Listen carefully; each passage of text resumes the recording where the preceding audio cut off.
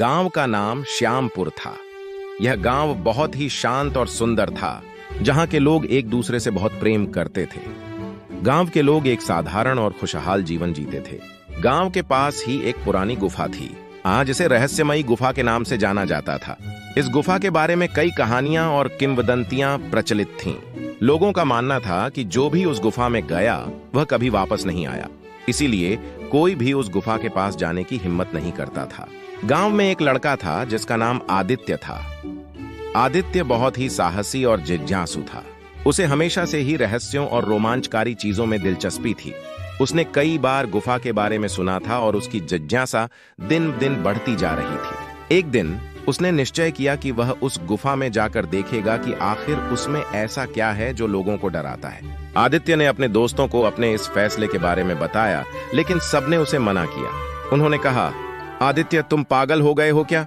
उस गुफा में जाना खतरे से खाली नहीं है। हमें नहीं पता कि वहां क्या है। अगर तुम अंदर गए और कुछ हुआ तो। लेकिन आदित्य की जिज्ञासा इतनी बढ़ गई थी कि उसने सबकी बातों को अनसुना कर दिया और अपने मिशन पर निकल पड़ा। उस दिन सुबह सुबह जब पूरा गांव सो रहा था, आदित्य चुपचाप गुफा की ओर चल पड़ा। उसने एक टॉर्च, कुछ खाना और पानी अपने साथ ले लिया। जैसे ही वह गुफा के पास पहुंचा, उसे एक अजीब सी अनुभूति होने लगी। गुफा का द्वार बहुत ही डरावना था और उसमें से ठंडी हवा बह रही थी। लेकिन आदित्य ने अपने दिल को मजबूत किया और अंदर जाने का फैसला किया। जैसे ही आदित्य गुफा के अंदर गया, उसे महसूस हुआ कि यह गुफा वास्तव में बहुत बड़ी और जटिल है। उसने टॉर्च जलाकर रास्ता देखने की कोशिश की, लेकिन गुफा की भूल भुलैया में वह खो गया। उसे ऐसा लगने लगा कि वह कभी भी वापस नहीं आ पाएगा। कुछ देर बाद उसे गुफा के अंदर कुछ अजीब सी आवाजें सुनाई देने लगी। वह डर गया और उसे लगा कि अब उसका अंत करीब है। लेकिन उसने हार नहीं मानी और आगे बढ़ता रहा। अचानक उसे एक रोशनी दिखाई दी। वह उस रोशनी की ओर बढ़ा और देखा कि वहां एक विशालकाय कमरा है, जिसमें कई प्राचीन वस्तुएं और खजाने रखे हुए थे। आदित्य की आंखें चमक उठीं। उसने सोचा कि शायद यह वही खजाना है जिसके बारे में गांव के बुजुर्ग बातें करते थे। उसने कुछ वस्तुएं उठाईं और वापस लौटने का रास्ता ढूंढने लगा। कई घंटे बीत गए और आखिरकार आदित्य गुफा से बाहर निकलने में सफल हुआ। जब वह गांव वापस आया तो उसकी हालत देखकर सब हैरान रह गए। उसका चेहरा गंदा और कपड़े फटे हुए थे, लेकिन उसकी आंखों में एक अलग ही चमक थी। गांव के लोग उसके चारों ओर इकट्ठा हो गए और उसकी बहादुरी की कहानी सुनने लगे।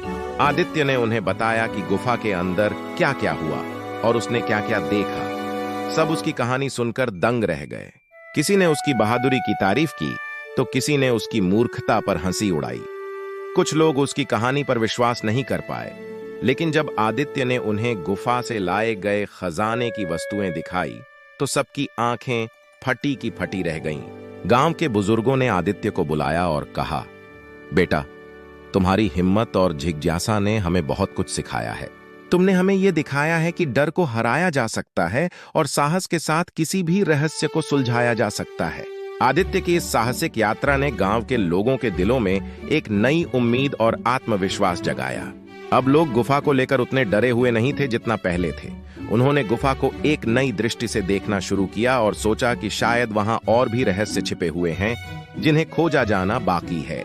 आदित्य की इस कहानी ने न केवल गांव के लोगों को प्रेरित किया, बल्कि दूर दूर तक उसकी बहादुरी की चर्चा होने लगी। लोग दूर दूर से आकर आदित्य से मिलने लगे और उसकी कहानी सुनकर प्रेरणा लेने लगे। आदित्य अब गांव के लिए एक हीरो बन चुका था और उसकी इस साहसिक यात्रा की कहानी पीढ़ी दर पीढ़ी सुनाई जाती रही। यह कहानी हमें सिखाती है कि कभी-कभी हमें अपने डर का सामना करना चाहिए और नई चीजों को खोजने का साहस करना चाहिए।